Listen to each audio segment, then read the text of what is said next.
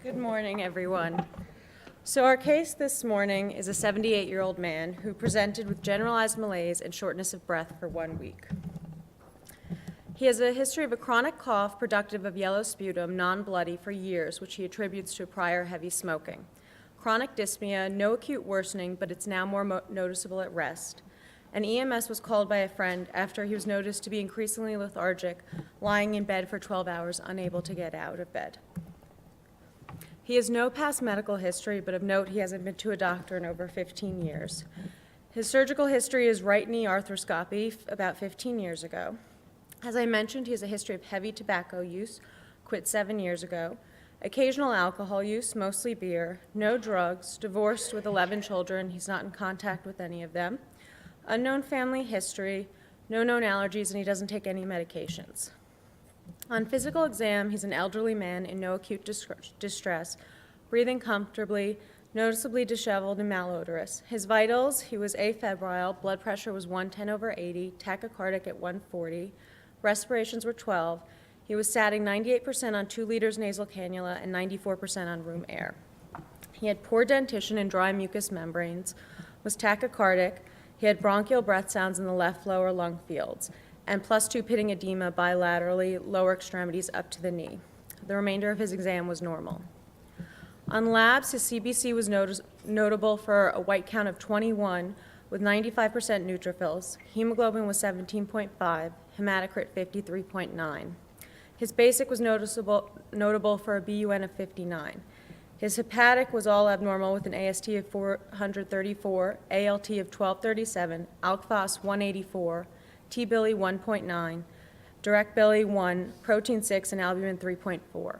INR was elevated at 1.83, and PTT was elevated at 54.5. His BNP was 2,080, and venous lactate was 3.1. Other studies that were notable were an EKG, which showed atrial flutter at 146 beats per minute. His chest X-ray showed interstitial pulmonary edema and left pleural effusion. Given his tachycardia and hypoxia, the ER ordered a CT with PE protocol, and it showed a small right lower lobe peripheral pulmonary embolism without evidence of pulmonary hypertension. It was also notable for a left lower lobe atelectasis and left upper lobe atelectasis and consolidation.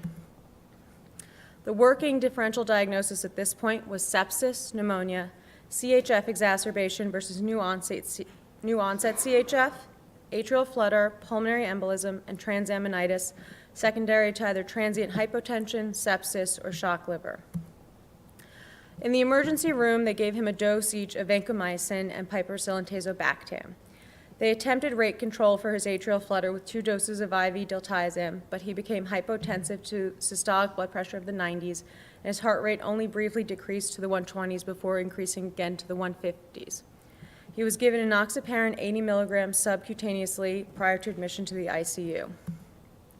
For the first 2 days in the ICU, he received aggressive IV fluid resuscitation with improvement in his BUN. He had an echo that was notable for an ejection fraction of 20%, a left ventricular thrombus, RV dilatation, and hypokinesis.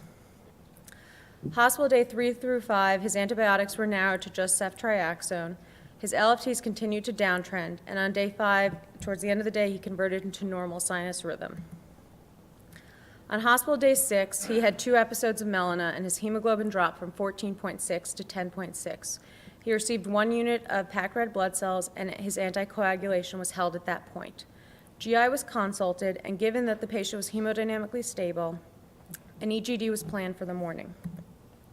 The next day, the EGD findings were a Z-line of 37 centimeters, a large clean-based distal esophageal ulceration from 33 to 37 centimeters that occupied approximately 30% of the esophageal lumen, and there was an adherent clot distally but no active bleeding, so no intervention was performed.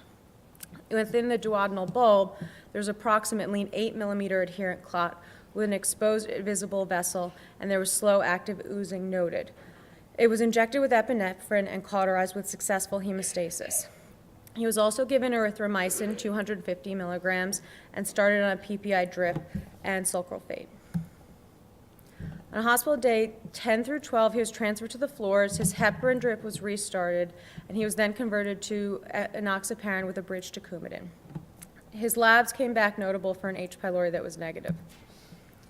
The next day, his hemoglobin dropped from 9.6 to 7.5, but he had no overt bleeding. Then later that same day, it dropped further to 5.9, and he had melena. GI was reconsulted, and his anticoagulation was again held. They did a repeat EGD, and the findings demonstrated a healing distal esophageal ulcer without active bleeding, and there was active bleeding in the duodenal bulb with a loosely adherent clot, but there was no discrete ulcer visible. There was no intervention pursued at that time. Instead, IR was consulted for embolization. The next day, IR embolized the gastroduodenal artery. The following day, his anticoagulation was restarted with a heparin drip. He was then transferred back to the floors. His PPI drip was converted to PO, and he was switched to enoxaparin with a Coumadin bridge. The patient was ultimately discharged on hospital day 41 to a subacute rehab center. The final diagnosis was an upper GI bleed with esophageal and duodenal ulcers.